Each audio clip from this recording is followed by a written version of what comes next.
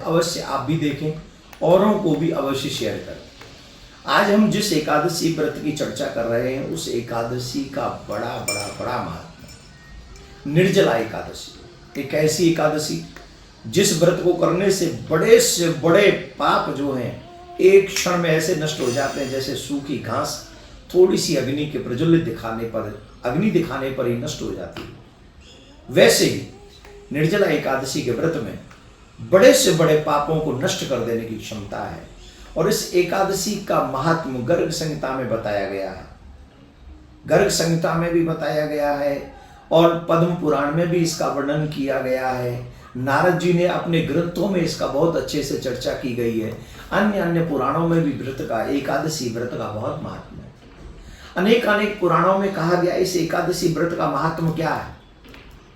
उसमें बहुत ही सुंदर बताया गया है। अश्वमेध सहस्त्राणि राजसु यश शतानि च एकादशी उपासस्य कलाम नार हितम सोडनम। अर्थात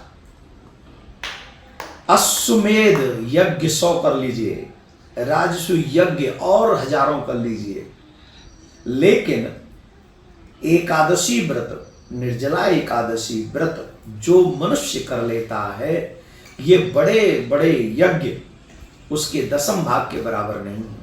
ऐसा ही वशिष्ठ जी ने भी ये उदाहरण दिया है और तो देवर्षि नारद ने भी उदाहरण दिया है। राजा को अपने एक कहानी सुनाते हुए बाबा भोलेनाथ ने माँ पार्वती को ये कहानी सुनाई, कथा सुनाई और उसमें बहुत सुंदर चर्चा की गई।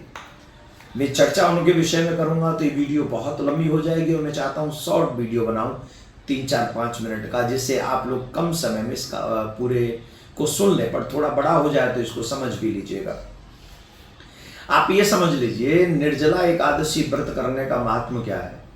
जो मनुष्य निर्जला एकादशी व्रत करता है वो 10 पीढ़ी अपने पिताजी की और 10 पीढ़ी अपनी माताजी की और 10 पीढ़ी अपनी पत्नी की तार देता है। जो मनुष्य निर्जला एकादशी व्रत करता है, इतना बड़ा इसका महात्मा है।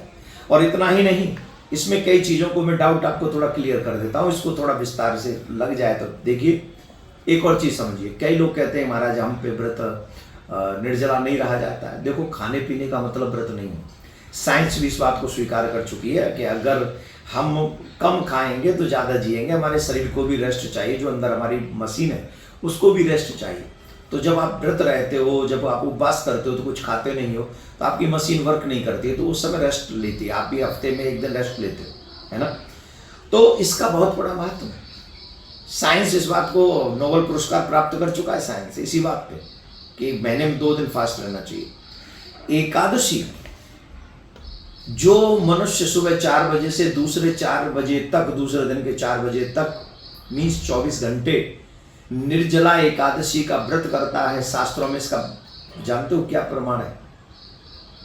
उसे 26 एकादशी, पूरे साल की एकादशियों का फल और अधिक मास की एकादशी का फल जो 2 आते हैं अधिक मास में, उसका भी पूरा फल मिल जाता है। 26 एकादशियों का फल मिल जाता है। और जो मनुष्य सारी एकादशी रहता है महीने पूरे साल की और फिर भी अगर वो निर्जला एकादशी व्रत रखता है तो इसमें महात्मा है मेरे प्यारे हो। जानते हो क्या, उसे 12 साल में जितने भी व्रत इत्यादि आते हैं उन सब का पुण्य निर्जला एकादशी दे देती है। इतना बड़ा महत्व, इतना बड़ा महत्व। जिन्होंने पूरे व्रत किए हो और निर्जला न रहा हो, वो शाम को जल पी ले तो 24 एकादशियों का फल उसको मिलता है। 2 एकादशी अधिक मास वाली कट ऑफ होती है बस। इतना बड़ा महत्व है। हमें निर्जला व्रत खुद भी करना चाहिए, दूसरों को भी इसकी प्रेरणा देनी चाहिए। अगर न हो सके तो कम से कम सूर्यास्त तक हम व्रत करें बिना जल के, तो कम से कम 24 एकादशियों का फल मिलेगा। मैं आप सबसे निवेदन करूंगा, आप निर्जला एकादशी का व्रत 31 मई को करेंगे। अब इसके पारायण की विधि भी मैं आपको बता देता हूं, वो भी आप बड़े ध्यान से देख लीजिए। पारायण का जो समय है वो 1 तारीख को होगा, 1/6/2023 को सुबह 6 बजे स्नान आदि पूजा करके। कैसे करना चाहिए इसका पारायण, एक वस्त्र में सुवर्ण को रखकर, एक घड़े में जल भरकर, थोड़ा मिष्ठान उसमें मिलाकर एक किसी ऐसे ब्राह्मण को बुलाएं जिस ब्राह्मण ने गायत्री मंत्र, जो ब्राह्मण गायत्री का पाठ करते हो, कर्मकांडी ब्राह्मण हो, उनको बुलाएं, उन्हें वस्त्र, पंखा और जो भी चीजें आप उनको दान दे सकते हैं वो दें। पहले उन्हें भोजन कराएं, उनके भोजन करने के बाद उन्हें द्रव्य दक्षिणा देकर विदा करें।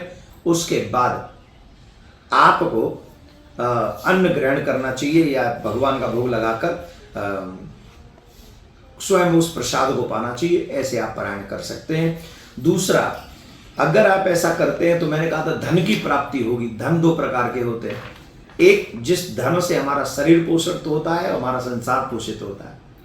दूसरा एक आध्यात्मिक धन है। संसारिक धन जो लक्ष्मी जिसको हम लोग नोट समझते हैं, वो धन तो हमारे शरीर के रहने तक रहता है, परंतु जो व्यक्ति इस व्रत को करता है ये आत्मा का धन है। धर्म धन, जो धर्म है वो धन है, और वो धन जो है वो परलोक तक हमारा साथ देता है। परलोक तक हरिश्चंद्र महाराज ने जब स्वप्न में दान दे दिया था अपने राज्य को, तो इसी निर्जला एकादशी को व्रत करके उन्होंने पुनः ये राज्य प्राप्त किया, ऐसा प्रमाण मिलता है शास्त्रों में। दूसरा, भीम ने जब भगवान श्री कृष्ण से कहा कि भाई मैं नहीं रह सकता व्रत, तो भगवान ने कहा तुम निर्जला एकादशी का व्रत करो, तुम्हें साल की सभी एकादशियों का फल मिलेगा। तो जो आध्यात्मिक धन है हमारी आत्म पुष्टि के लिए, उस धन का सराबोर हो जाएगा आपके जीवन में निर्जला एकादशी व्रत करने से। और जो निर्जला व्रत करते हैं उन्हें धार्मिक धन तो मिलेगा ही, साथ में जैसे राजा हरिश्चंद्र की धन की प्राप्ति हो गई थी, ये सब कुछ देने वाली है। बस श्रद्धा से एक व्रत को करें, क्रोध न करें, काम को जीतें, पृथ्वी पर शयन करें, जागरण हो सके रात्रि में जागरण करें, बेस्ट तरीका है जागरण करें।